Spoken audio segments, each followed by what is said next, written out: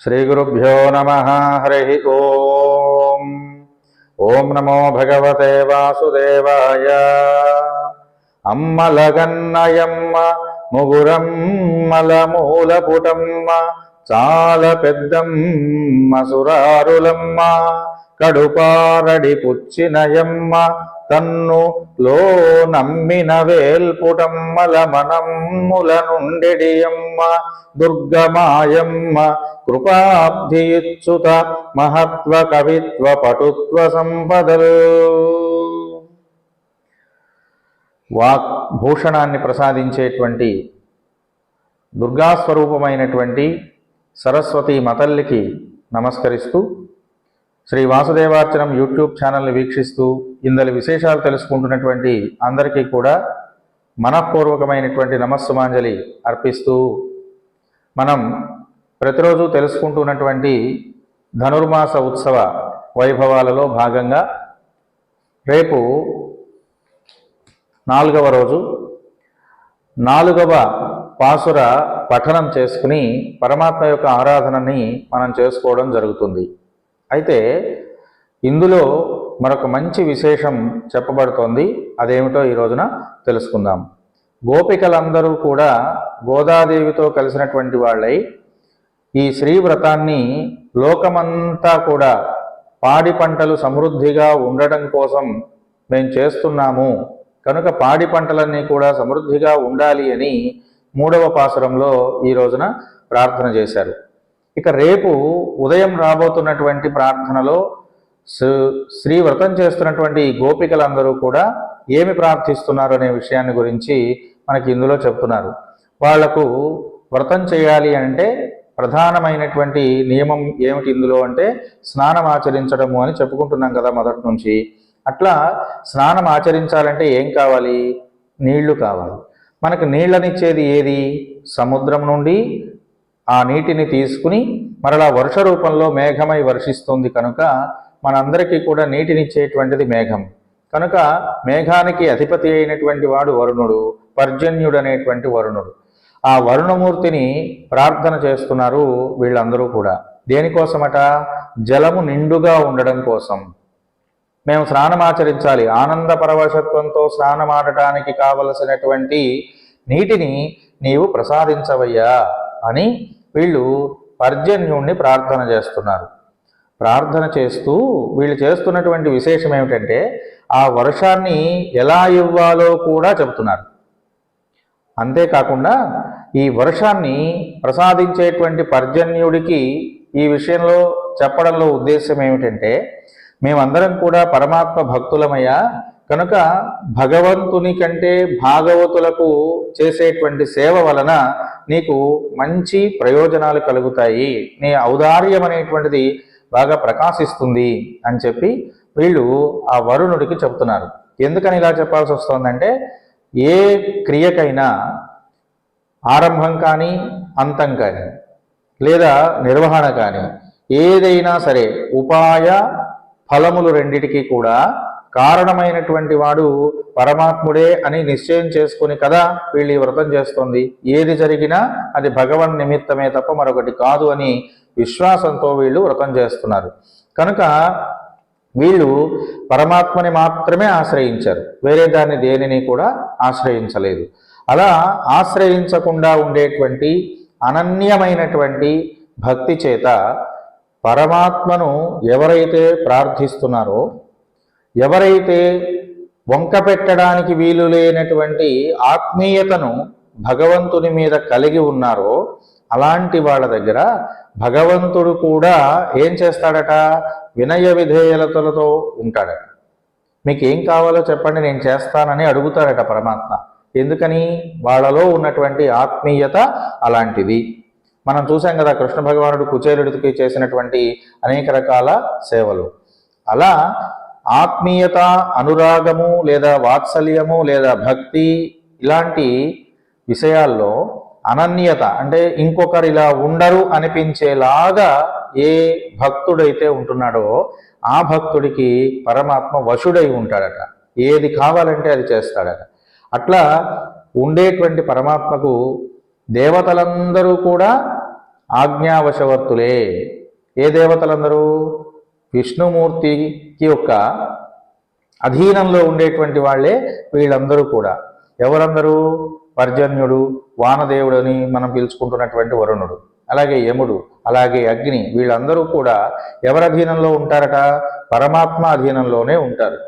కాబట్టి పరమాత్మ అధీనంలో ఉండేటువంటి వీళ్ళందరూ కూడా ఎవరు చెబితే పనిచేస్తారు?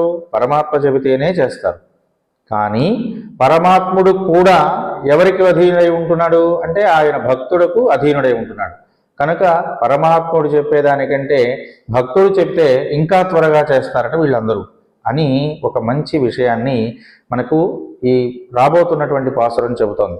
అంతేకాకుండా ఆయా కార్యాలలో భగవంతుడి చేత నియమించబడ్డారు. ఎవరు? వాయువు అంటే గాలి కానీ, లేదా సూర్య భగవానుడు కానీ, లేదా పర్జన్యుడు అంటే వర్షము ఇచ్చేటువంటి వరుణదేవుడు కానీ, యముడు కానీ, వీళ్ళందరూ కూడా ఎవరి చేత నియమించబడ్డారు? పరమాత్మ చేత నియమించబడ్డారు. కనుక వాళ్ళందరూ కూడా ఎవరికి భయపడతారు? భగవంతుడికే భయపడతారు. భగవంతుడికి భయపడి పనులు నిర్వర్తించేటువంటి వాళ్ళందరూ కూడా ఎల్లప్పుడూ వాళ్ళు పరమాత్మకు అధీనులై ఉంటారు. భీషాస్మాత్ వాతః పవతే భీషోదేతి సూర్య అని ఉపనిషద్వాక్యం. కాబట్టి వీళ్ళందరూ కూడా ఎవడు? యముడు, లేకపోతే వరుణుడు, లేకపోతే వాయువు, ఇలాంటి దేవతలందరూ కూడా ఆ పరమాత్మకి ఎప్పుడు భయపడుతూనే ఉంటారట. కనుక భగవానుడి దగ్గర భయపడినట్లే భగవత్ సంకీర్తనాపరుల వద్ద కూడా భయపడతారు.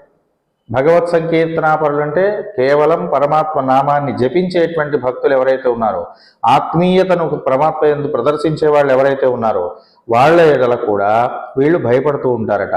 ద్రవంతి దైత్యాః ప్రణమంతి దేవతాః నశ్యంతి రక్షాంసి అపయాంతి చారయః యత్కీర్తనాత్ అని విష్ణు ధర్మము అనేటువంటి ఒక ధర్మశాస్త్ర గ్రంథం చెబుతోందండి.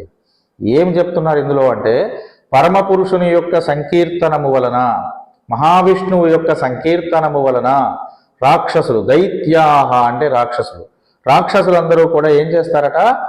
ద్రవంతి, పారిపోతారట. రాక్షసులందరూ కూడా దూరం అయిపోతారు, పారిపోయేటువంటి పరిస్థితి ఉంటుంది.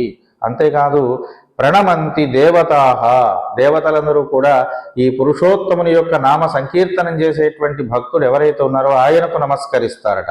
అంతేకాకుండా అపయాంతి చారయః, రాక్షసులందరూ కూడా నశింపు పొందుతారు. నశ్యంతి రక్షాంసి, రాక్షసులందరూ కూడా నశిస్తారు. అంతేకాకుండా అపయాంతి చారయః, చారులు అంటే ఇక్కడ శత్రువులు అనేటువంటి భావంతో చెప్పబడుతోంది. శత్రువులందరూ కూడా వాళ్ళకై వాళ్ళే పక్కకి తొలగి వెళ్ళిపోతారట. ఇది విష్ణువు యొక్క గొప్పతనం. విష్ణుమూర్తి నామ సంకీర్తనం ఎవరైతే చేస్తున్నారో వాళ్ళందరికీ కూడా ఇలాంటి మంచి మంచి ప్రయోజనాలు కలుగుతాయి అని. అందుచేత ఈ గోదాదేవి గోపికలందరూ కూడా పరమోత్కృష్టమైనటువంటి భగవల్ లక్షణములకు పరిపూర్ణత్వాన్ని ప్రసాదించేటువంటి ఆ శ్రీమన్నారాయణమూర్తి యొక్క నామ సంకీర్తనం చేయడమే పరమావధిగా పెట్టుకున్నారు. అదే శ్రీ వ్రతము అనేటువంటి పేరుతో వీళ్ళు ఆచరిస్తున్నారు. అలా వీళ్ళు ప్రార్థన చేస్తూ, మేము ఈ వ్రతం చేయాలి అంటే మేము స్నానం చేయాలయా, కనుక స్నానం చేయడానికి తగినటువంటి యొక్క నీటిని నీవు మాకు అందించు అని పర్జన్యుణ్ణి ప్రార్థన చేస్తున్నారు రాబోయేటువంటి పాసురంలో.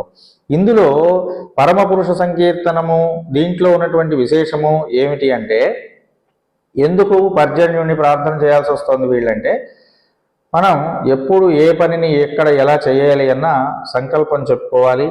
అట్లాగే త్రికాల సంధ్యలు అంటే ఉదయ సంధ్య, మాధ్యాహ్నిక సంధ్య, సాయం సంధ్య అనేటువంటి సమయాలలో మనకు కావలసినటువంటి వాటిని ప్రసాదించమని సూర్య భగవానుని ప్రార్థన చేయడం పురుషులందరికీ ఉన్నటువంటి ఒక నియమం. కానీ స్త్రీలకు సంధ్యావందనం చేసేటువంటి నియమం లేదు కనుక వీళ్ళు ఇలా నామ సంకీర్తనముల వలన వాళ్ళను ప్రార్థన చేస్తూ ఉండడం అనేది మనకు ఈ పాసురంలో చెప్పబడుతున్నటువంటి గొప్ప విషయం.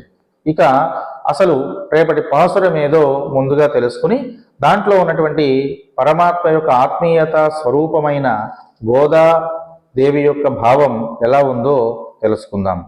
ఆళిమళై కన్నా ஒன்று நீ கைகரவேல் ஆளியுள் புக்கு முழந்து கொடாருத்தேரி ஊழி முதல்வனுருவம் போல் மெய்கருத்து பாடியந்தோளுரை பற்பனாவன் கையில் ஆளிபோல் மின்னி வலம்புரிபோல் நின்றதிருந்து தாளாதேசாங்க முதைத்த சரமலை போல் வாழ உலகினில் பெய்திடாய் நாங்களும் మార్గళి నీరాడ మగిల్ ఇందు ఏరోర్ ఎంబావాయ్ అని మళ్ళా కూడా పిలుస్తోంది గోదాదేవి. రండి కలిసి వ్రతమాచరిద్దాం.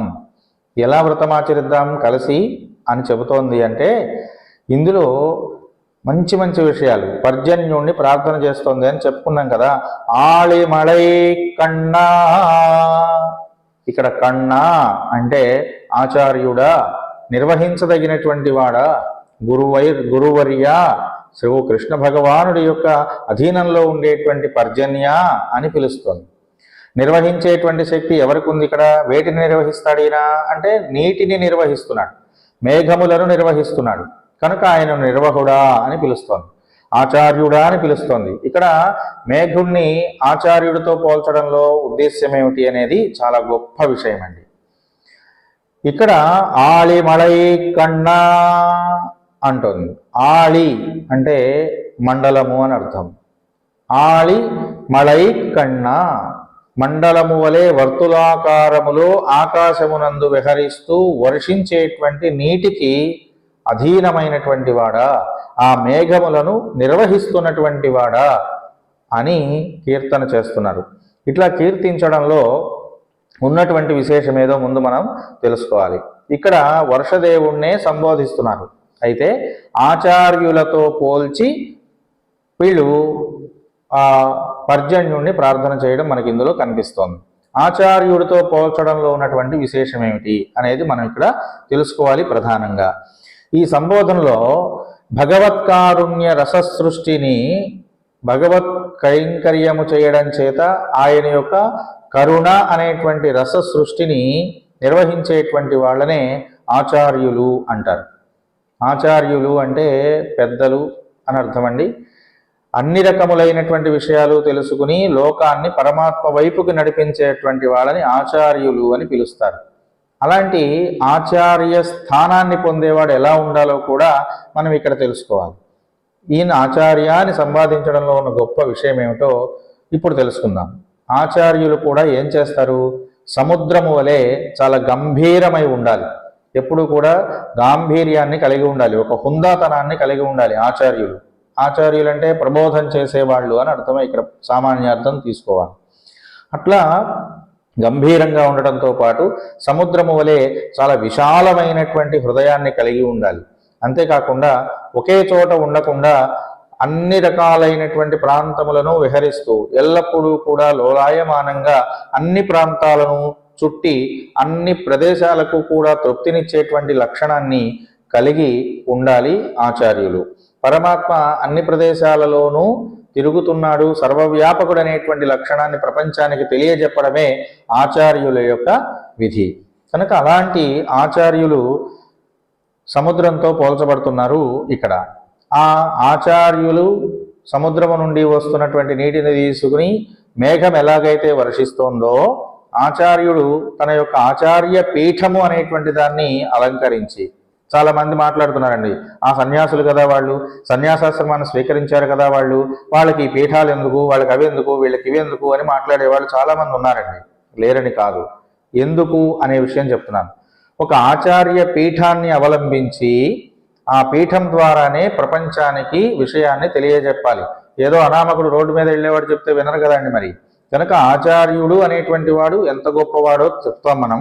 అయితే ఆచార్య పీఠాన్ని అలంకరించిన వాడు మాత్రమే చెప్పాలి అని ఎందుకంటున్నామంటే, ఆచార్య పీఠాన్ని అలంకరించడం అంటే ఏదో వెళ్ళిపోయి ఆ కుర్చీ వేసుకుని అక్కడ కూర్చోవడం కాదండి. దాంట్లో చాలా విశేషం ఉంది. ఎప్పుడైనా సరే గుర్తుపెట్టుకోండి, మన దగ్గర ఉన్నటువంటి వస్తువులు మనం ఏం చేస్తున్నాం? ఇప్పుడు మనమే గడ్డి తీసుకొస్తున్నాం, మనమే తౌడు తెస్తున్నాం, మనమే చెక్క ఇట్లాంటి పదార్థాలు తెస్తున్నాం. ఇవన్నీ కూడా ఆవుకో గేదెకో పెట్టి వాటిని మేపి పాలు వాటి నుండే ఎందుకు పిండుకోవాలి? అవేవో మనమే తినేస్తే మనకే పాలు పడతాయి కదా అనుకోవడం మూర్ఖత్వం. వాటికి పెట్టితే అవి పాలుగా మారి వాటి నుండి మనకు వస్తున్నాయి మరలా తిరిగి. అలాగే పరమాత్మకు మనం అర్పించేటువంటి ప్రతి వస్తువ మరలా అది పరిపూర్ణత్వాన్ని పొందినటువంటి క్షీరధారల వలె మనకు అందుతుంది అని కదా నిన్న పాసురంలో చెప్పుకున్నాం. అట్లాగే ఆచార్యుడు ఒక ఆచార్యుని యొక్క ముఖతః పరమాత్మ గుణ సంకీర్తనం చేయబడడం చేత ఒక ఆచార్య స్థానాన్ని పొందినటువంటి వాడు ఆచార్య పీఠం ద్వారా విషయాన్ని చెప్పడం ద్వారా సమాజంలో పరమాత్మ యొక్క తత్వాన్ని నిర్దేశించగలుగుతున్నాడు. కనుక ఆచార్య పీఠాన్ని ఆయన అలంకరించాలి. వర్షం సముద్రంలో ఉన్నటువంటి నీరు ఆవిరి రూపంలో మేఘాన్ని పొంది మేఘం ద్వారానే వర్షం వస్తున్నది అంటే కారణం ఏమిటంటే ఇదే.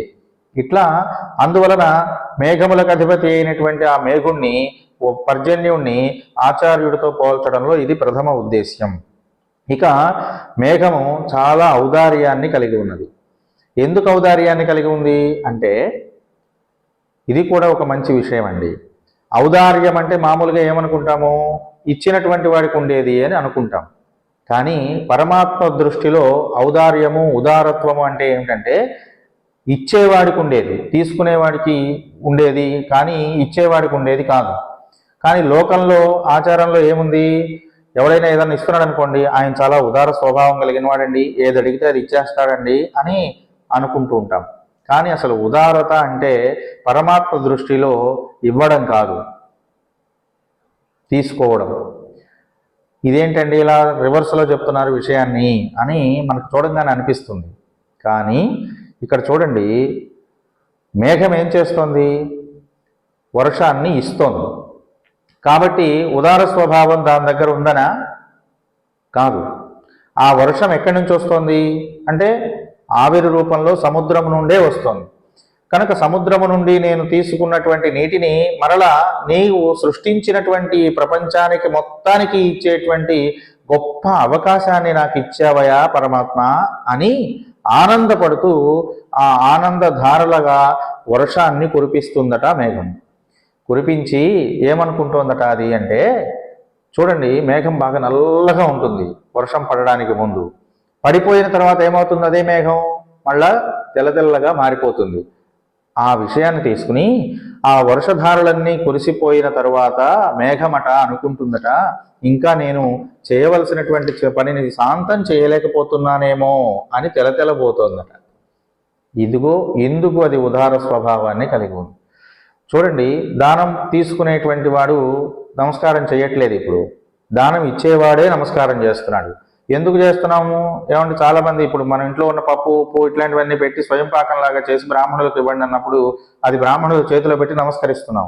ఎందుకు నమస్కారం చేయాలి, మన వస్తువులన్నీ ఆయనకి చాయనికి దండం పెట్టడం ఎందుకు, ఇట్లాంటి ప్రశ్నలు వేసేవాడు చాలామంది ఉన్నారండి.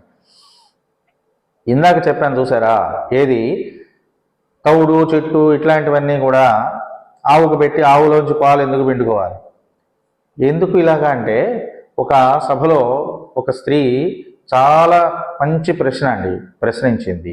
ఏమని అంటే, ఆచార్యవర్య మా బియ్యము మా పసుపు మా దగ్గర ఉన్నటువంటి ఆవు నెయ్యి కలిపి అక్షింతలు అనేటువంటి ఒక పేరు పెట్టి అవి మళ్ళీ తిరిగి మానెత్తినే వేయడానికి మీరు ఎందుకండి అని అడిగింది ఒక ఆవిడ.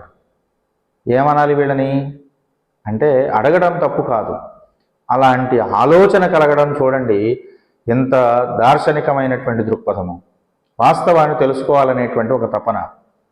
అప్పుడు ఆవిడకు నేను చెప్పినటువంటి సమాధానం అయితే ఇదే, మనదే చెట్టు మనదే తవుడు మనదే గడ్డి అన్నీ తీసుకొచ్చి ఆవుకు పెట్టి ఆవులోంచి పాలు పిండుకోవడం ఎందుకమ్మా, అవన్నీ మనమే తింటే మనకి పాలు పడతాయి కదా, ఆ శక్తి మనకు వస్తుంది కదా, అది ఎందుకు చేయట్లేదు అని అంటే, ఆ చెట్టు తౌడు గడ్డి మొదలైనటువంటి పదార్థం అంతా కూడా పాల వలె మార్చి మరలా మనం తాగడానికి యోగ్యమైనటువంటి పదార్థంగా ఆవు లేదా గేదె మొదలైనటువంటివి మనకి అందిస్తున్నాయి కదా. అట్లనే ఒక బ్రాహ్మణ స్వరూపుడైనటువంటి వాడు, పరమాత్మ ఆరాధన చేసేటువంటి వాడు, ఒక ఆచార్య స్థానంలో ఉన్నటువంటి వాడు ఈ అక్షతలు అనేటువంటివి మీ శిరస్సున ఎందుకు వేస్తున్నాము అనంటే, పరమాత్మ మనకిచ్చాడు ఇవన్నీ. అలాంటి ఇచ్చినటువంటి పదార్థాలన్నీ మనం పరమాత్మకే సమర్పిస్తున్నాం అక్షతల రూపంలో.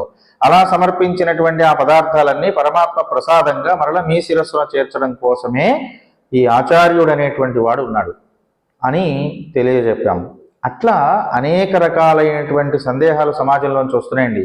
ఇవన్నీ ఈ మధ్య కాలంలో విషయ జ్ఞానం కోసం వేసే ప్రశ్నల కంటే కూడా అవహేళన చేయడానికి మనకి ఏదైనా అవకాశం దొరుకుతుందేమో అని ప్రశ్నించే వాళ్ళు ఎక్కువైపోయారు సమాజంలో. ఇది చాలా పొరపాటండి. జిజ్ఞాస ఉండాలి, తెలుసుకోవాలనేటువంటి ఆతృతతో ప్రశ్నించడం తప్పు కాదు. కానీ తెలుసుకున్న తరువాత దాన్ని సామాజికంగా వ్యతిరేకమైనటువంటి పోకడలోకి పంపించడం కోసం తెలుసుకోవడం అనేది చాలా పొరపాటు. కనుక ఆచార్యుడు ఏం చేయాలి? మథనం చేయాలి. ఆ శిష్యుడికి యోగ్యత ఉందో తెలుసుకున్న తర్వాతనే విషయాన్ని చెప్పాలి. పూర్వంలో వాళ్ళు అలాగే చేసేవాళ్ళు. అలాగే పరమాత్మ కూడా మనల్ని అందరినీ పరీక్షిస్తాడు. వీడికి నేను కటాక్షించదగినటువంటి యోగ్యత ఉన్నదా లేదా, నేను సేవ చేస్తున్నాడు కదా, వీడు పూజలు చేస్తున్నాడు కదా అని పూజ చేసిన ప్రతి వాడికి ఇచ్చుకుంటూ పోతే వాడికి యోగ్యత లేకపోతే ఏమవుతుంది అంటే, పట్టుకోవడం చేతైంది కదా అని కత్తి చేతికిస్తే అది అనేక రకాలుగా ఉపయోగించబడుతుంది. ఎట్లాగండి అంటే, వర్షం మంచిదే కదండి, మనందరికీ తెలుసు. వర్షం పడుతోంది. వర్షం ఎలా పడుతోంది? భూమి మొత్తము పడుతోంది.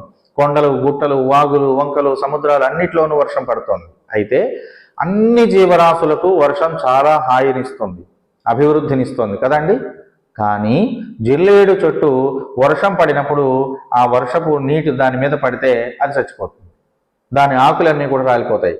మంచినీళ్ళే కదా, వర్షమే కదా, అందరికీ ఉపయోగపడుతోంది కదా, దీనికి ఎందుకు ఉపయోగపడట్లేదు అంటే దాని యొక్క బుద్ధి విశేషం అలాంటిది, దాని కర్మ ఫలం అలాంటిది.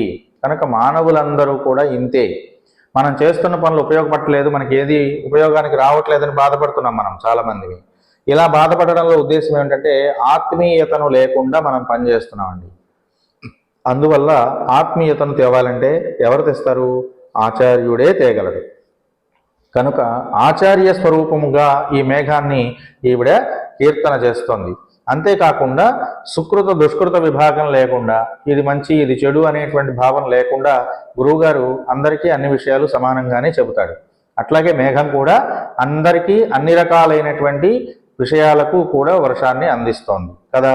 గురువు ఏం చేస్తున్నాడు? చదువుకునేవాడికి, చదువు లేని వాడికి కూడా విద్య చెబుతున్నాడు, అన్ని విషయాలు చెబుతాడు. అయితే ఈ గ్రహించగలిగేటువంటి శక్తి, గ్రహణ ధారణ పటుర్బాలహ అని విన్నటువంటి విషయాన్ని గ్రహించే శక్తి, ధరించే శక్తి వినేవాడికి కూడా ఉండాలి. అలాంటి శక్తిని అనుసరించి వాడు పొందినటువంటి జ్ఞానాన్ని ఉపయోగించుకుంటున్నాడు లేదా ఉపయోగం లేకుండా చేసుకుంటున్నాడు. కాబట్టి పరమాత్మ సమానత్వాన్ని ప్రసాదిస్తాడు ప్రతి విషయంలోనూ అని మనం తెలుసుకోవాలి. ఇట్లా ఒక ఆచార్యుడు సముద్రం మధ్యలోకి వెళ్ళి మునిగి అందులో ఉన్నటువంటి విషయాన్ని తెలుసుకోవాలి. సముద్రం అంటే ఏమిటి ఇక్కడ అంటే ఇది కూడా గొప్ప విషయమే. ఆచార్యుడు ఏం చేయాలి? పరమాత్మ యొక్క శృతి సాగరాన్ని మధించాలి. శృతి సాగరాన్ని మధించి ఆచార్యుడు వైదిక సంబంధమైనటువంటి పరమాత్మ తత్వాన్ని లోకానికి అందించాలి. మేఘం ఏం చేస్తుంది? సముద్రంలో ఉన్నటువంటి ఆవిరిని మధించి మధించి తాను స్వీకరించి వర్షంధ రూపంలో ఇస్తుంది కదా. అట్లాగే ఆచార్యుడు కూడా శృతి సాగరం అనేటువంటి ఒక సాగరం, అంటే అది వేద సంబంధమైనటువంటి సాగరం అని అర్థం. వేద సంబంధమైనటువంటి సాగరాన్ని బాగా మధించి మధించి మధించి మధించి లోపల ఉన్నటువంటి పరమాత్మ తత్వాన్ని ప్రపంచానికి అందించాలి అనేటువంటిది ఇందులో ఉన్న సారాంశం. ఒండ్రుని కైకరవే అని. కాబట్టి వేదముల చేత అన్నిటి చేత ఎరుగదగినటువంటి వాడెవరో ఆ పరమాత్మను గురించి తెలుసుకోవాలి. వేదములన్నీ ఎవరి గురించి చెప్తున్నాయి అనంటే పరమాత్ముడైనటువంటి విష్ణుమూర్తిని గురించే చెప్పబడుతోంది వేదములన్నిటిలో. అందుకనే విష్ణు సహస్రనామంలో చూడండి, వివిక్త శృతి సాగర అనే నామం మనకు అందులో కనిపిస్తుంది. శృతి సాగర అంటే శృతి సాగరమైనటువంటి వాడు, వేదములన్నిటికీ ఆధారమైనటువంటి వాడు విష్ణువనే కదా. కాబట్టి అలాంటి వేద సమ్మతమైనటువంటి విష్ణువు యొక్క జ్ఞానాన్ని, విష్ణువుని గురించినటువంటి జ్ఞానాన్ని పరిపూర్ణముగా తెలుసుకోగలిగిన వాడు మాత్రమే ఆచార్యుడవుతున్నాడు. అలాంటి ఆచార్యుడే మంచిని ప్రసాదించగలుగుతాడు, పరమాత్మ తత్వాన్ని వెల్లడి చేయగలుగుతాడు అని ఇందులో చెప్పకుండానే చెబుతోంది ఈ గోపికలందరూ. ఎట్లాగైతే లోకంలో ఉన్నటువంటి అన్ని వ్యవస్థల మీద మేఘుడు వర్షాన్ని కురిపించిన జిల్లేడు చెట్టుకు ఉపయోగపడట్లేదో, మనలో కూడా మన మానసికమైనటువంటి బలం చేత, దౌర్బల్యం చేత అది ఉపయోగపడటమా ఉపయోగపడకపోవటమా అనేటువంటిది ఆధారపడి ఉంటుంది అని తెలుసుకోవాలి. అట్లాగే అనేక రకాలైనటువంటి విషయాలను బోధించే ఆచార్యులు కూడా ఉత్తమమైనటువంటి అధికారులైనటువంటి జ్ఞానాలు పొందాలి అనేటువంటి వాళ్లకు చెప్పే ఉపదేశాలు ఏమవుతాయి, తరువాత తరానికి కూడా ఉపయోగపడతాయి. అలాగే ఈ ఆచార్యులు బోధించినటువంటి ఆ బోధనలు జ్ఞానం లేనివాడు, అంటే ఉత్తమ జ్ఞానం లేనటువంటి వాడు కూడా వింటున్నాడు కదా, కానీ వాడి జ్ఞానం ఏమవుతుంది, జిల్లేడు చెట్టు వర్షం పడితే ఆకులని రాలిపోయి ఎలాగైతే నశిస్తోందో అలాగే ఈ జ్ఞానం లేనటువంటి వాడికి చెప్పబడిన ఆ విషయం కూడా అలాగే నశించిపోతుంది. కానీ ఆచార్యుని యొక్క తత్వము ఎలాగైతే వర్షం పడి అన్ని రకాల మొక్కలు అభివృద్ధి పొందుతున్నాయో అలాగే ఆచార్య ముఖంగా తెలుసుకున్నటువంటి విశేషాలను తెలుసుకున్న ఆ జ్ఞాని లోకానికి మరలా ఆ విషయాన్ని అందిస్తూ పరమాత్మతత్వాన్ని అందిస్తూ ఆచార్యుణ్ణి బతికిస్తున్నాడు. అట్లా అనేక రకాలైన లక్షణాలు మేఘానికి ఆచార్యుడికి దగ్గరగా ఉన్నాయి. కనుకనే కన్నా అని పిలుస్తున్నారు వీళ్ళు. ఒక కృష్ణ పరమాత్మ స్వరూపమైన వాడా, నిర్వహించదగినటువంటి వాడా, ఆచార్యుడా అని కీర్తన చేస్తూ వీళ్ళు ప్రార్థిస్తున్నారు. ఆళియుల్ బొక్కు, నువ్వేం చేయాలి, వర్షాన్ని కురవాలి, మేమందరం స్నానం ఆచరించాలి, ఈ వ్రతం చేయాలని. కనుక మేమందరం వ్రతం చేయడానికి కావలసిన వర్షాన్ని నువ్వు ఇస్తే అది లోకమంతటికి కూడా ఉపయోగపడుతుంది, కనుక ఆ వర్షాన్ని ఇవ్వు అన్నారు. సరేనని పర్జన్యుడు గబగబా వెళ్తున్నట్ట. సరే వర్షమే కదా నేను కురిపిస్తానని. అలా వెళ్తున్నటువంటి ఆ పర్జన్యుడిని వెనక్కి పిలిచి, ఆగవయ్య ఎక్కడికి పరిగెత్తుతావు, ఆళియుల్ బుక్కు, వర్షం కురిపించడం కాదు, కొన్ని నియమాలను పాటించి వర్షాన్ని నువ్వు ఇవ్వాలి మాకు. అవేమిటో చెప్తున్నారు వీళ్ళు. ఆళియుల్ బుక్కు, ఆళి అంటే సముద్రం, ఉల్పుక్కు మధ్యలోకి వెళ్ళు, అంతే తప్ప సముద్రం ఒడ్డు మీద ఉన్న నీళ్లు తీసుకొచ్చేసి మాకు ఇవన్నీ వర్షం కురిపిస్తానంటే కుదరదు. అట్లాగే ఆచార్యుడు కూడా ఏం చేయాలి, ఏదో కనపడ్డ దేవతలందరినీ పూజించి ఆ విశేషాలన్నీ చెబితే వాడు ఆచార్యుడు ఎవడు. ఈ దేవతలందరికీ కూడా తత్వమైనటువంటి పరమాత్మ ఎవరో ఆయన తత్వాన్ని చెప్తేనే వాడు ఆచార్యుడు అవుతాడు. అలాగే మేఘాన్ని కూడా వీళ్ళు ఏం చెప్తున్నారో తెలుసునండి, నువ్వేం చేయాలి, ఈ ఒడ్డు మీద ఉన్నటువంటి ఆ నీళ్లు తీసుకొని ఆ నీళ్లలో ఉన్నటువంటి తత్వాన్ని తీసుకుని మాకు వర్షాలు కురిపించవద్దు, సముద్ర మధ్య భాగంలో ఉన్నటువంటి స్వచ్ఛమైనటువంటి చక్కనైనటువంటి నీటిని మాకు అందించవయా అని చెబుతున్నారు. ఆళియుల్ పొక్కు, సముద్ర మధ్య భాగంలోనికి వెళ్ళి అక్కడ ఉన్నటువంటి నీటిని తీసుకొని మాకు వర్షధారులుగా అందించు. ముగందుకొడు, ఏం చేయాలట, ముగందుకొడు, ముగందున్నంటే పూర్తిగా తాగమంటున్నారు, సగం తాగేసి వచ్చేయద్దు, సముద్రం మధ్యలోకి దూరు వెళ్ళి అక్కడ ఉన్నటువంటి నీటిని ఏం చేయాలి, పరిపూర్ణముగా తాగోడు. ముగందుకొడు, పూర్తిగా అనుభవించి పూర్తిగా పొంది, నువ్వు ముందు పరమాత్మను గురించి పూర్తిగా తెలుసుకుని తర్వాత చెప్తేనే వాడు ఆచార్యుడు అవుతాడు. అట్లాగే సముద్ర మధ్య భాగంలోకి వెళ్ళి పూర్తిగా అక్కడ ఉన్నటువంటి నీటిని మొత్తాన్ని స్వీకరించి నువ్వు మా మీద వర్షధారులుగా కురిపించవయా అని చెబుతున్నారు. ఎందుకని ఇలాగా అంటే పరమాత్మ యొక్క తత్వాన్ని పూర్తిగా తెలుసుకున్నప్పుడే ఆ నీరు మేఘంలోకి వెళుతుంది. ఎప్పుడైతే మేఘంగా మారుతోందో పరమాత్మ తత్వము దాని యందు నిండినప్పుడు మాత్రమే ఆ మేఘం ఏమవుతుంది, పరమాత్మ వలె నల్లగా ప్రకాశిస్తుంది. అలా లేకపోతే ఆ మేఘం నల్లగా ఉండదు. నల్లనైన మేఘమే వర్షాలను ఇస్తుంది, మామూలు మేఘాలన్నీ వర్షాలు ఇవ్వట్లేదు కదా. కాబట్టి పరమాత్మ తత్వము ఎవడైతే తెలుసుకోగలుగుతున్నాడో వాడు మాత్రమే లోకానికి బోధన చేయగలుగుతున్నాడు అని ఇందులో ఒక లోపల ఉన్నటువంటి అంతరార్థం. కాబట్టి ఇట్లా నువ్వు ఏం చేయాలి, సముద్ర మధ్య భాగంలోనికి వెళ్ళి అక్కడ ఉన్నటువంటి పరమాత్మ తత్వమంతటిని కూడా జీర్ణించుకున్న తర్వాత నువ్వు వర్షాన్ని కురిపించవయా. ఆ పరమాత్మ రూప లావణ్య విశేషాలు చెప్పేటువంటి వర్షధారలలో మేము స్నానం ఆడాలి, అంతే తప్ప ఏదో మామూలు నీళ్ళలో స్నానం చేయడం కాదన్నట్టుగా వీళ్ళు చెప్తున్నారు. అంతేకాదు తర్వాత ఏం చెప్తున్నారండి, ఆర్తో ఏరి, అంతేకాదు గర్జించు, ఆకాశం దాకా వెళ్ళు, ఆర్తో ఏరి ఆకాశంలోనికి వెళ్ళి గర్జించవయా. నువ్వు గర్జించకుండా కురవద్దు. ఒక్కసారి గర్జించడం అంటే ఏమిటి అంటే, మనం ఏదైనా ఆహారం తీసుకున్నాం అనుకోండి, బాగా నిండా పొట్ట నిండా తినంగానే మనకేమొస్తాయి, తేపులు వస్తాయి అంటాం కదా, త్రేణుస్తాం. త్రేణించడం ఎందుకు త్రేణించుతున్నామంటే ఆహారము బాగా పొట్ట నిండా తీసుకున్న తర్వాత ఖచ్చితంగా తేపు వస్తుంది. అట్లనే పరమాత్మ యొక్క తత్వం అంతా కూడా నీలో నింపుకున్నావనుకో ఖచ్చితంగా నీకేమొస్తుంది, త్రేంపనేటువంటి గర్జన వస్తుంది. కనుక నువ్వు గర్జిస్తేనే తత్వం మొత్తం తెలుసుకున్నవాడివని మేం గ్రహిస్తాం. కనుక అలా గర్జించుతూ ఆకాశాన్ని చేరి నీవు ఆ వర్షధారలు కురిపించవయా అంటున్నారు. తర్వాత ఏం చెప్తున్నారు తెలుసా అండి?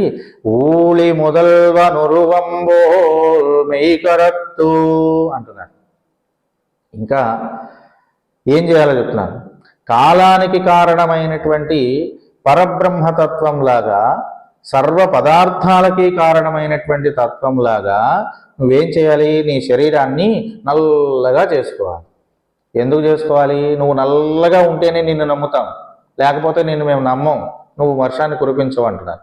ఎందుకు నల్లగా చేసుకోవాలనే విషయం చెప్పాం కదా.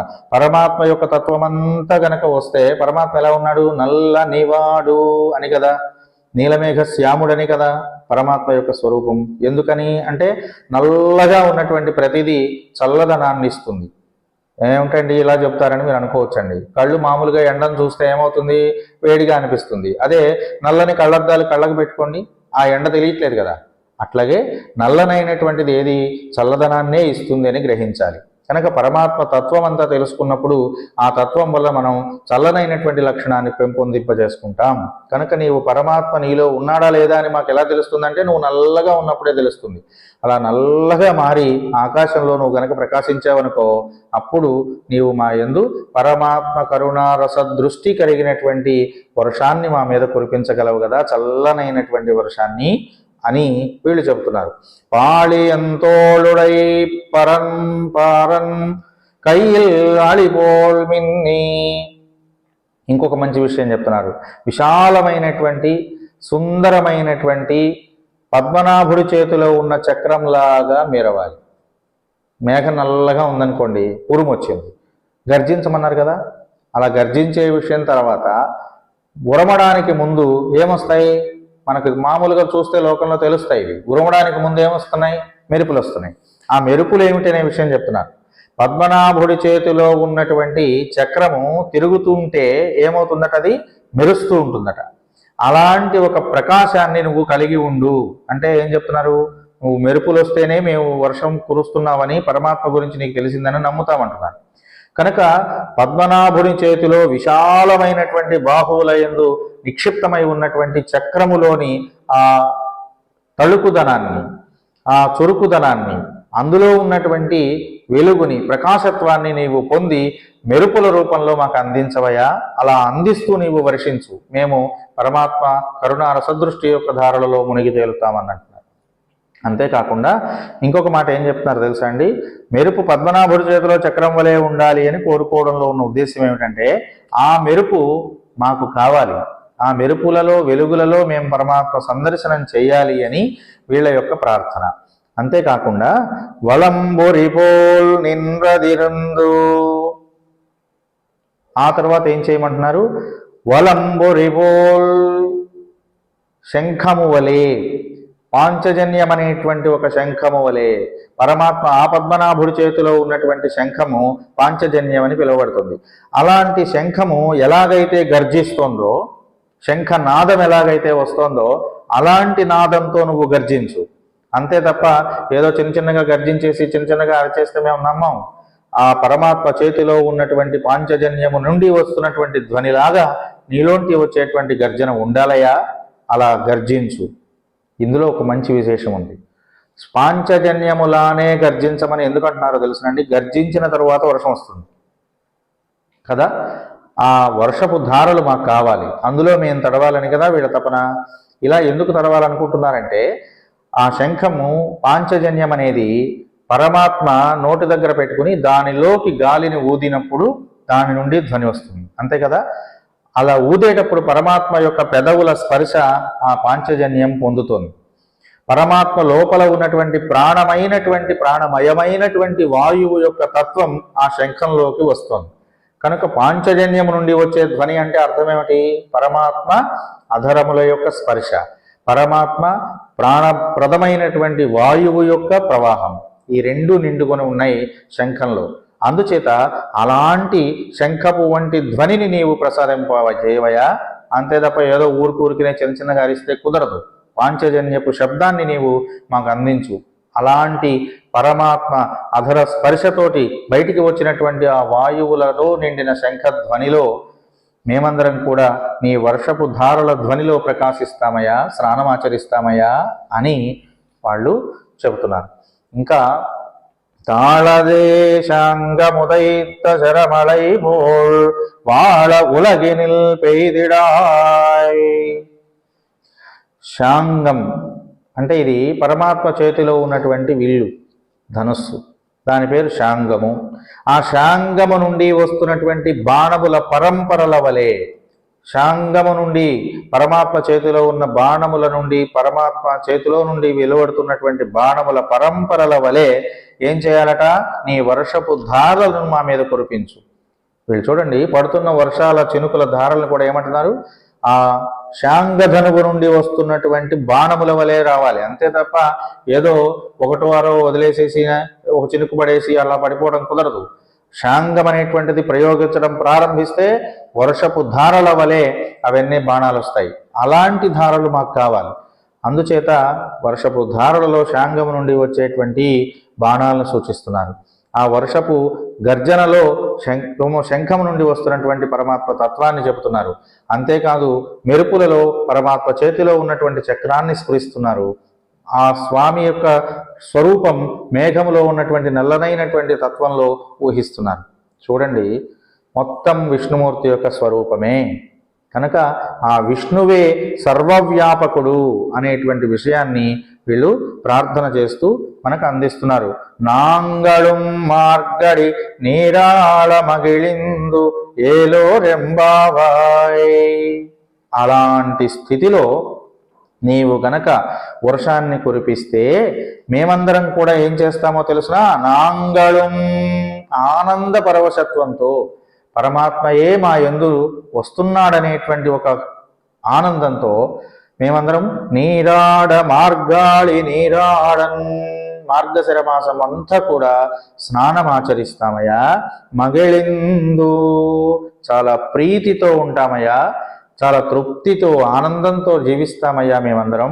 ఈ లోకమంతా కూడా నీ వర్షపు ధారల వల్ల అలాంటి పరమాత్మ ఆనందాన్ని పొందుతుందయ్యా. కనుక అలాంటి వర్షాన్ని మాకివ్వు. అలాంటి వర్షంలో స్నానం చేస్తూ మనమందరం కూడా పరమాత్మ యొక్క స్వరూపాన్ని అనుభవిద్దాము రండి ఏలో రెంబావాయ్ అంటోంది. అందరం కలిసి ఈ వ్రతాన్ని ఆచరిద్దాం, స్నానం ఆచరిద్దాం. వర్షపు ధారలలో పరమాత్మ స్వరూపము నుండి వస్తున్నటువంటి కృపా కరుణ కటాక్ష రసస్ఫోరకమైనటువంటి వర్షధారలలో అందరం తడిసి ఈ వ్రతాన్ని ఆచరిద్దామని గోదాదేవి పిలవడంలో ఎంత పరమాత్మ మమైకత్వం ఉందో చూడండి. మమైక్యం అయిపోతుంది ఆవిడ పరమాత్మలో. ప్రతి వస్తువులోనూ మేఘమేమిటి, విష్ణు స్వరూపం ఏమిటి, మేఘంలో వస్తున్న మెరుపులేమిటి, స్వామి చేతిలో ఉన్న చక్రపు కాంతి ఏమిటి, మేఘంలో ఉన్నటువంటి గర్జనలు ఏమిటి, ఆయన చేతిలో ఉన్న శంఖం నుండి వచ్చే ధ్వని ఏమిటి. చూడండి, వీళ్ళక ఏం ఆర్చిస్తున్నారు? ప్రతి వస్తువ, ప్రకృతిలో ఉన్న ప్రతి వస్తువ కూడా పరమాత్మయే అని రూఢి చేస్తోంది గోదాదేవి.